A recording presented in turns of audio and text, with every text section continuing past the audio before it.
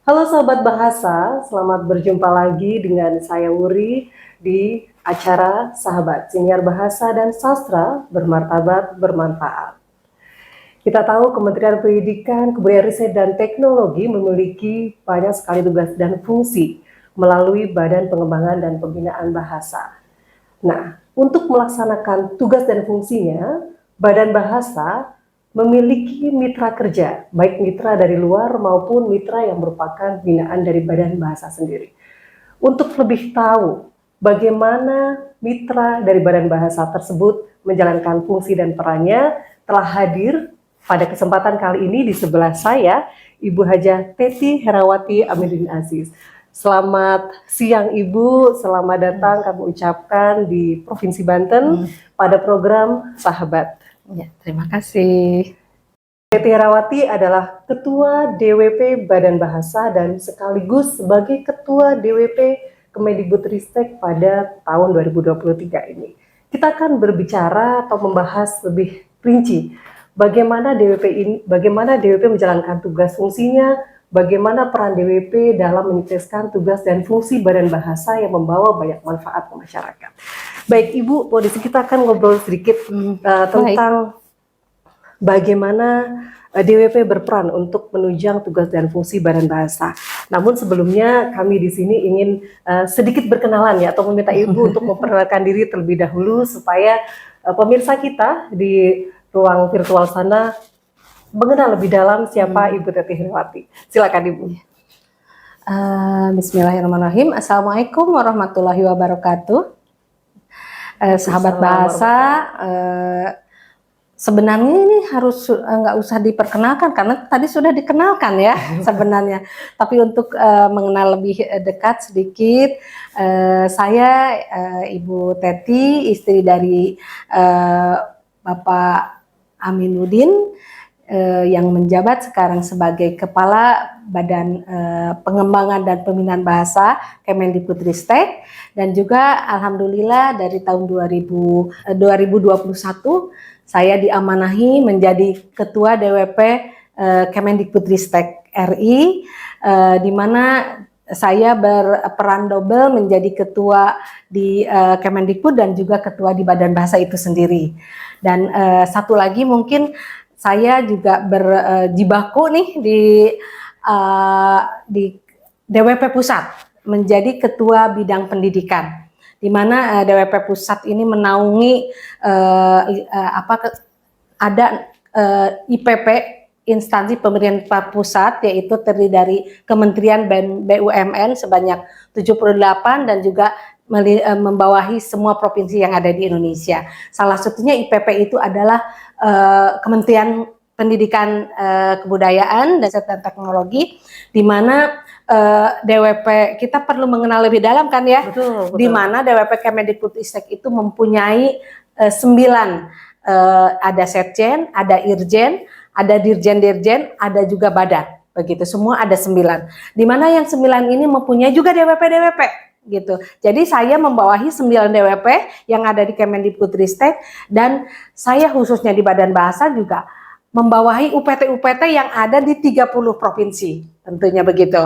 Nah, bagaimana tadi peran itu DWP? Ya, betul. Mungkin saya akan ulas sedikit gitu ya tentang DWP. Apa sih DWP itu gitu ya? Baik. Nah, DWP itu adalah organisasi kemasyarakatan yang mandiri, non-partisipan, bebas dari pengaruh dan intervensi golongan dan partai politik manapun. Jadi kita ini ormas ya, organisasi masyarakat yang benar-benar harus tidak ada muatan politiknya, dan juga ada yang menunggangi sesuatunya gitu ya. Di mana betul, di mana anggota-anggotanya ini adalah istri-istri daripada ASN seluruh Indonesia, di mana juga itu termasuk di dalamnya adalah istri-istri wanita perempuan yang menjadi ASN itu sendiri tentunya ya, karena di suatu tempat itu kadang-kadang sebuah perempuan tidak ada nih katanya ibu ibu DWP-nya, padahal beliau-beliau ini juga sebagai anggota dari DWP itu sendiri. Apakah sih tugas daripada DWP itu sendiri ya? Mungkin sebelum kita masuk ke tugas Bu Teti ya, karena penonton kita di sini kan banyak sekali yang berasal dari kalangan yang berbeda selain Oke. ASN. Nah, selain di Kemendikbudristek sendiri dengan sekian banyak anggota DWP ya, tentunya Bu Teti sebagai Ketua DWP Pusat di Badan Bahasa ini memiliki apa ya peraturan ya, atau bagaimana kedudukan DWP di Badan Bahasa sendiri. Kita tahu program Badan Bahasa luar biasa banyak. Nah, kita ingin tahu bagaimana kedudukan dan wanita persatuan ini di internal Badan Bahasa terlebih dahulu mungkin ya, sebelum kita berbicara secara umum nanti tentang fungsi dan peran DWP di Kemendikbudristek. Silakan Ibu. Iya. Kalau kita berbicara tentang posisi gitu ya, bagaimana sih posisi sendiri DWP itu gitu.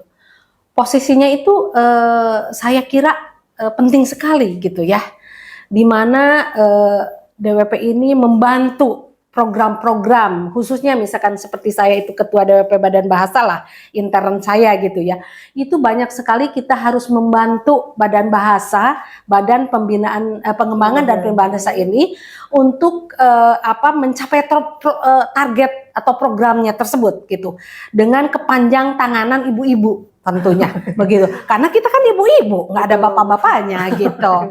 Nah, program yang dikerjakan oleh DWP itu sendiri ya harus sesuai dengan kapasitas kita sebagai ibu-ibu, yang tentunya di mana kita bisa menempatkan diri untuk yang tidak bisa terjangkau oleh bapak-bapaknya begitu. Jadi membantu, mendukung untuk merealisasikan program-program yang ada di Badan Bahasa tentunya begitu. Sinergis dengan program Badan Bahasa ya Bu ya. Betul, iya. Kemudian Bu, kalau tadi di Badan Bahasa ya, dan kita tadi sudah mendengar pemirsa bahwa Bu Teti juga ketua di Kemendikbudristek. Ini mungkin skalanya lebih besar lagi daripada DWP di Badan Bahasa Ibu. Kalau tadi di Badan Bahasa kita harus berjalan beriringan sinergis dengan program-program Badan Bahasa di bidang pengembangan, pembinaan, dan pelindungan bahasa. Bagaimana dengan di Kemendikbudristek Ibu? Apakah hampir sama dengan ketika kita berperan di Badan Bahasa, atau memang ada perbedaan yang cukup signifikan? Ya. Oke, kalau di Badan Bahasa itu kan kandang sendiri ya, di mana suami saya yang menjadi pejabatnya begitu ya. Kalau di Kemendikbudristek sebenarnya yang harus menjadi ketua DWP itu secara ADART itu adalah istri Sekretaris Jenderal Kemendikbudristek. Berhubung sekjennya itu perempuan, ya, Ibu Ses. Nah, notabene Ibu Menteri sebagai penasehat harus menunjuk seseorang untuk mengganti ketua DWP kementerian tersebut dengan penunjukan dan seleksinya tentunya begitu. Nah, ini berbeda. Saya bersinergi dengan ibu-ibu yang ada di DWP Dirjen itu harus ditingkatkan, karena ibu-ibu dari dirjen-dirjen itu sendiri juga punya program di masing-masing dirjen. Di Irjen ada Setjen, ada Dirjen, dan juga ada badan ya, ada badan Baskap itu, badan yang kurikulum itu ya tentunya, dan Badan Bahasa ada 2 badan. Itu berbeda, mana saya harus merangkul dan mendukung semua tentunya. Tidak bisa saya hanya mendukung Badan Bahasa, karena saya bukan membawahi ya, rasanya terlalu nggak enak. Mengayomi 8 dirjen. Nah, itu kita juga harus mengayomi mereka, dan alhamdulillah selama periode saya mereka juga mendukung kegiatan DWP Kemendikbudristek ini dengan maksimal tentunya. Setiap dirjen itu mengadakan acara itu bersinergi dengan Kemendikbudristek. Jadi dari Januari sampai Desember itu sudah ada PIC-nya. PIC nih untuk yang Januari ini, PIC-nya itu Badan Bahasa. Udah oke gitu. Untuk saya bocorkan sendiri ada Merdeka Belajar tentunya yang ke episode ke-23. Nanti Februari ini dia programnya. Oh, ini berkaitan dengan Paudikdasmen. Ini Dirjen Paud nih yang harus masuk. Dengan kelegowoan dan loyalitas dari para dirjen, bapak-bapak pembina di mana namanya, di eselon 1 itu, mereka dengan senang hati mendukung program kita. Akhirnya kita itu karena DWP tadi sebut non komersial ya, tidak punya dana dong tentunya kan. Nah, kita mendompleng nih, nebeng istilahnya gitu. Ini ada kegiatan ini, bisa nggak ini jadi PIC-nya, misalkan Dirjen Kebudayaan, ini Irjen gitu. Dengan senang hati mereka menyambut gitu kegiatan kita dan menjadi PIC-nya all out itu biasanya kita yang menjadi panitianya dan dinaungi oleh mereka dan bergabung dengan dirjen ataupun eselon 1 yang lainnya. Baik. Itu ya. Jadi bisa dikatakan sekarang posisi DWP bukan hanya sebagai faktor pendukung ya Bu, faktor pendukung tugas, tapi mungkin beberapa programnya justru menjadi program utama ya, keunggulan di Kemendikbudristek maupun Badan Bahasa. Betul. Berbicara tentang program ini Bu Teti, masyarakat ingin tahu apa sih programnya ya DWP khususnya di Badan Bahasa, karena kita dari kantor bahasa, kita ingin tahu bagaimana teman-teman di DWP Badan Bahasa membuat program yang secara nyata bisa diterapkan di masyarakat, dan apa saja program tersebut. Kebetulan kalau tiap Desember itu kan diwajibkan gitu kita membuat program kerja untuk tahun yang akan datangnya. Alhamdulillah di Badan Bahasa DWP-nya sudah mengeluarkan nih yang proker yang udah fix gitu istilahnya ya, yang sudah memang saya setujui tentunya gitu kan, karena ketua yang harus memilah dan memilih mana yang memang akan dilaksanakan, mana program yang satu yaitu program pendidikan, program ekonomi dan sosial budaya yang beririsan gitu, mana ini harus digabungkan, tidak masing-masing supaya anggaran biaya yang dikeluarkan juga itu tidak akan terlalu besar begitu kan.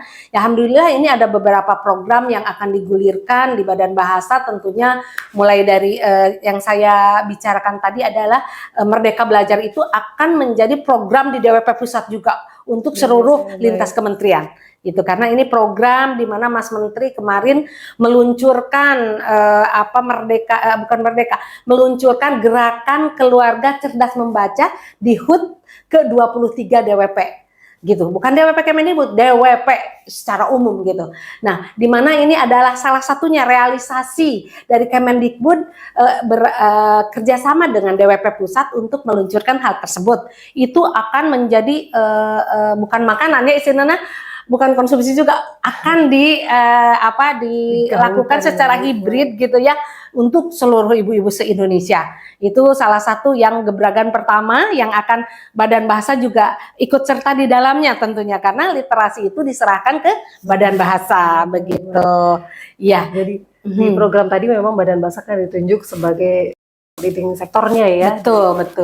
Nah, kayak tadi Bu, karena kita sudah berbicara tentang literasi tadi ya, selain ada program tadi keluarga membaca ya, literasi keluarga membaca, kira-kira kalau bacaan kita masih berkaitan dengan literasi yang berkaitan dengan huruf ya, dengan bahan bacaan, tapi adakah program lain yang kira-kira bersinggungan dengan aspek literasi yang lain? Kita tahu di beberapa bidang literasi masih ada literasi kewargaan, masih ada literasi keuangan dan lain sebagainya. Nah, apakah DWP Badan Bahasa selain tadi berkutat dengan literasi yang berkaitan dengan bacaan tadi juga menyinggung ranah tersebut? Iya, sebenarnya literasi itu tidak hanya baca tulis dan berhitung tentunya ya. Semua ranah itu adalah literasi tentunya. Karena literasi itu adalah sebuah daya cipta yang hasilnya itu dari sesuatu yang diawali dengan membaca. Begitu tentunya. Nah, dengan membaca itu dia akan memahami apa isi bacaannya, kemudian dia kemas dan menyatu dalam dirinya sehingga timbullah suatu kreasi inovasi yang akan membuat atau mencipta sesuatu baru gitu. Itu adalah hasil literasi yang paling tinggi tentunya kan. Hasil daya cipta seseorang itu berkat dari literasi juga gitu. Bukan hanya membaca, menulis dan berhitung tentunya. Ini mungkin program di Badan Bahasa yang akan digulirkan. Yang lainnya itu adalah kita membantu taman bacaan yang ada di Jakarta tentunya, kalau yang Badan Bahasa, karena Badan Bahasa berlokasi di Jakarta gitu ya. Mudah-mudahan juga ini UPT yang ada di daerah, yang 30 UPT itu di seluruh Indonesia dari Sabang sampai Merauke, itu juga bisa menggulirkan bahwa taman bacaan masyarakat juga itu adalah bagian dari DWP yang harus diayomi itu ya. Salah satunya kita paling tidak membina salah satu taman bacaan yang harus kita cek, misalkan mulai dari sarana prasarananya, buku-bukunya, anak didiknya siapa, bagaimana meningkatkan kualitasnya. Itu mungkin kita berperan juga di situ. Bukan hanya di dalam badan bahasanya itu sendiri, tapi kita keluar gitu. Karena mereka juga yang taman bacaan itu salah satu penggiat literasi di luar sana begitu. Yang mana kita harus membantu mereka untuk meningkatkan kualitasnya. Terutama mungkin itu salah satu juga akan mengunjungi dan membina tentunya TBM-TBM yang ada di luar sana, dan internnya sendiri itu ikut berpartisipasi dalam Tunas Bahasa Ibu. Itu mungkin yang bisa saya ini kan dengan literasi, karena kan bukan hanya literasi, ada yang ekonomi juga itu masuk ke literasi gitu kan. Ekonomi, bagaimana ibu-ibu itu bisa menciptakan peluang bisnis begitu kan. Kalau ibunya tidak mau baca, gimana bisa ibunya tahu bagaimana ibu-ibu gimana nih online nih, usaha dengan online ini. Kalau ibu-ibu nggak baca caranya itu kan, oh ternyata ini tuh harus begini. Itu melalui ibu-ibu membaca, berliterasi dengan baik, ibu bisa berbisnis dengan baik. Jadi ada inspirasi yang muncul. Betul, ya, Bu, ya? Terinspirasi. Nah, kalau sosial budaya, gimana kita mau tahu ada A atau B panti asuhan ini kalau kita tidak mendekati dengan berkomunikasi dengan panti itu literasi juga harus bisa kita berkomunikasi dan menyesuaikan literasi kita dengan siapa yang kita ajak bicara, supaya kita ada kesinergian yang bagus antara yang kita kunjungi, subjek yang itu dengan kita. Jangan sampai kita merasa yang terbaik, bukan begitu. Misalkan datang, kok Bu ini begini, Ibu tuh kurang gizi, nggak begitu gitu. Bukan tapi terkesan menggurui ya, Bu, gitu. ya? Tapi oh Ibu ya kenapa ini caranya gitu. Cara komunikasi yang baik akan menghasilkan literasi tinggi juga nantinya, sehingga kita bisa mendekati, bisa membantu mereka dengan cara kita menggali keinginan mereka itu apa sebenarnya, kita membantu mereka itu di bidang sosial. Saya kira itu 3 bidang itu harus menyatu gitu ya.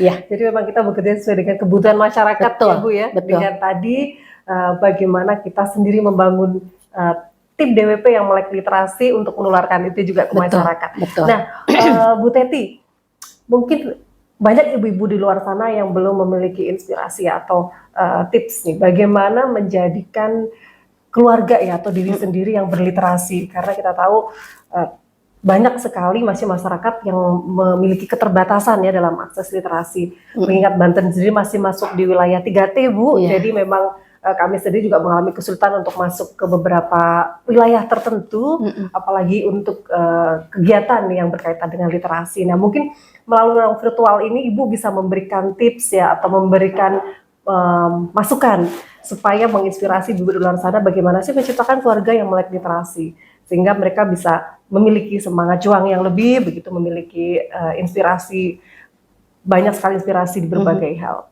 Ya, oke, ini khususnya untuk literasi keluarga, itu mulailah dari diri sendiri. Mulai dari ibu yang mau menikah, itu harus mempersiapkan juga untuk dirinya sendiri berliterasi dengan baik. Tidak hanya ibu ini bisa berkomunikasi, tapi juga ibu ini harus menggali kepiawaian yang lain untuk menyiapkan diri sebagai seorang ibu tentunya. Ketika dia menikah, dia sudah dibekali itu sebelumnya dengan bagaimana berkomunikasi dengan suami, dengan anak, dengan masyarakat tentunya kan. Itu harus sudah dibekali juga. Jadi diri sendiri yang harus dibekali. Kemudian ketika kita hamil, kita bekali juga anak, dibawa ya, kalau mau ngaji itu juga diajak ngaji gitu kan, diajak ngobrol, walaupun ngobrol sama siapa sih dia? Oh ternyata sama perut. Ayo dong kita mau ngaji ya, mau ikut. Itu sesuatu hal yang pondasi untuk seorang ibu untuk menumbuhkan literasi kepada anaknya gitu. Kalau itu intern dulu di keluarga ya. Nah itu tidak jauh juga peran suami juga gitu. Suami ketika anaknya sudah lahir ikut berjuang juga untuk paling tidak membantu istrinya dalam hal misalkan ngajak ngobrol anaknya, membacakan jadi role model. Orang tua itu jadi role model mungkin ya. Tadi ke satu itu belajar untuk diri sendiri, kedua jadi role model, ketiga ciptakan suasana keluarga yang cinta membaca, kemudian buatlah tata tertib untuk anak dan kita juga tidak selalu bapaknya megang HP, ibunya megang HP, anaknya ditelantarin, anaknya ngikut-ngikut, aku juga mau pegang HP. Nah itu ada waktu di mana ada kebersamaan dengan anak, itu penting sekali. Itu sangat bermakna untuk anaknya. Walaupun bapaknya datang hanya sejam atau bergabung hanya sejam dengan anaknya. Itu sesuatu banget buat anak itu. Jadi itu bapaknya juga harus memilah-milah buku yang bagus. Itu salah satu yang memang untuk menciptakan, dan mungkin di rumah itu harus ada tempat yang cozy buat anak supaya dia juga enak gitu. Kalau ya bukunya dia ambil, mesti dia itu diciptakan kesenangan apa yang membuat dia itu nanti akan mau membaca. Begitu. Boleh TV juga, tapi yang edukatif, TV-nya yang bisa memberikan tambahan ke anak-anak, tapi ada batasnya juga. Itu. Jadi ada termasuk tadi tata tertib ya, salah satunya deal dengan anak. Kok anak udah gede udah ngerti kalau dibilang ini bohong lah mama gitu kan. Kalau udah deal boleh ini tapi ini. Gitu. Itu salah satunya mungkin kalau tip-tip yang harus ibu-ibu muda, terutama kalau saya sudah tua begini, tipsnya harus ke cucu kali gitu ya, karena saya udah bercucu juga. Berarti gitu tidak ya. ada batasan ya Bu untuk kapan kita mulai menanamkan literasi kepada anggota keluarga. Betul. Dan semua anggota keluarga ya, komponen keluarga harus berperan untuk membangun literasi. Betul. Ini tentu saja PR yang tidak mudah ya Bu Teti itu ya, dia. tapi PR kita harus juga mulai dari sekarang untuk berusaha menciptakan keluarga yang betul-betul berliterasi, tidak hanya literasi secara tulisan saja, tetapi betul-betul implementatif dari maknanya. Begitu ya Bu Teti. Terakhir Bu Teti, sebenarnya kita masih ingin berbicara banyak, tapi ada masih banyak sekali tema yang ingin kita bahas, dan ada satu lagi mungkin Bu Teti. Apa yang program apa ya yang mungkin selama ini masyarakat sudah mulai merasakan eksistensi Dharma Wanita di Badan Bahasa maupun di Kemendikbudristek. Kira-kira program apa yang mendapatkan respon positif dari masyarakat yang memang sudah betul-betul bisa dirasakan manfaatnya oleh masyarakat secara langsung, tidak hanya di Provinsi Banten tapi yang mungkin secara massal di Indonesia ya, mengingat Ibu tadi ketua dan juga pengurus Dharma Wanita di pusat juga. Iya, mungkin kalau disoroti hanya ke Badan Bahasa gitu ya. Ini peran DWP yang mungkin sudah dirasakan masyarakat itu bisa membantu dalam hal ekonomi itu, misalkan adanya bantuan sosial. Itu dirasakan sama mereka. Terus ada bantuan pembinaan PAUD juga. Itu kan ada wajib membina, salah satu program dari atas gitu, dari DWP pusat itu untuk seluruh Indonesia. Salah satunya kalau instansi itu tidak punya PAUD, dia mencari PAUD yang bisa dibina. Tentunya kita itu membantu itu akan dirasakan keberadaan kita, kebermanfaatan DWP itu sendiri, begitu. Nah, salah satunya juga tadi kita membantu taman bacaan kalau yang DWP ini ya. Nah, kalau yang tadi PAUD Dikdasmen, karena saya Kemendikbud itu secara general gitu ya, membantunya itu dalam bidang tertentu di universitas juga. Kita berperan menyampaikan, menjadi salah satu pembicara untuk masalah kekerasan, perundungan terhadap anak dan juga terhadap perempuan di kampus gitu. Itu kita berperan di situ. Bukan hanya itu saja, dari Inspektorat Jenderal misalkan, itu mengenai korupsi. itu sudah berjalan sepanjang saya masuk ke DWP, itu udah berjalan 3 tahun. Itu selalu ada program tiap tahunnya yang mengundang ibu-ibu seluruh Indonesia, baik itu secara luring ataupun daring, untuk memberikan wawasan kepada ibu-ibu, terutama ibu-ibu yang istrinya itu pegawai negeri, itu untuk mendukung suami no KKN. No korupsi. Itu dari Irjen, dari Kemenkes. Saya itu memberikan penyuluhan kepada kader-kader tentang stunting. Seperti itu banyak sekali program-program yang semua ya di wilayah itu sesuai dengan programnya masing-masing, kita masuk. Bisa masuk. Ibu ini berarti profesinya ini, kita bisa masuk ke situ. Aku perempuan anti korupsi. Kami keluarga anti korupsi, itu diinikan gitu. Mana untuk guru, mana untuk banyak sekali. Hanya yang sudah terasa bermanfaatnya, oh ternyata wawasan saya untuk korupsi itu ternyata ini. Karena kita mendatang juga bekerja sama dengan KPK, dengan Kejaksaan Tinggi, dan juga dari instansi KPPA misalkan terkait dengan masalah yang kita bahas itu. Banyak sekali saya berarti kira. Memang keberadaan Dharma Wanita ini menunjukkan perwujudan ya Bu, bahwa wanita itu pilar dunia ya. Ya, itu dia. Dan khususnya tidak hanya di Badan Bahasa sendiri, juga di Kemendikbudristek dan seluruh Indonesia, Bu Teti. Baik, Sobat Bahasa, banyak sekali informasi yang sudah kita dapat dari beliau, dan ini tentunya memberikan inspirasi untuk tidak hanya wanita-wanita di luar sana, tetapi juga seluruh Sobat Bahasa yang mungkin ingin memberikan pendidikan dari dini ya kepada keluarga sebagai penguat motivasi, penguat mutu keluarga dari aspek literasi. Nah, Bu Teti, terima kasih banyak sudah berkenan memberikan informasi, berbagi banyak sekali pengetahuan dengan sahabat bahasa yang ada di Provinsi Banten maupun yang ada di luar sana yang ada di seluruh Indonesia. Baik, terima kasih sekali lagi. Sama-sama. Sampai jumpa lagi. Mungkin Ibu berkenan kembali hadir untuk di program kami di Sahabat. Insya Allah. Untuk semoga kita bisa berjumpa lagi dengan sahabat bahasa di sini. Baik sahabat bahasa, demikian tadi bincang-bincang kita dengan Ibu Teti Herawati Aminuddin Aziz. Mudah-mudahan perbincangan kita hari ini membawa banyak sekali inspirasi untuk sahabat bahasa dan Bapak Ibu atau sahabat bahasa yang ingin menyaksikan lebih banyak tentang bincang-bincang kita hari ini dapat mengikuti kanal YouTube Kantor Bahasa Provinsi Banten. Saya Wuri undur diri bersama Ibu Teti di sini. Sekali lagi, sahabat bahasa, siniar bahasa dan sastra bermartabat, bermanfaat. Salam literasi.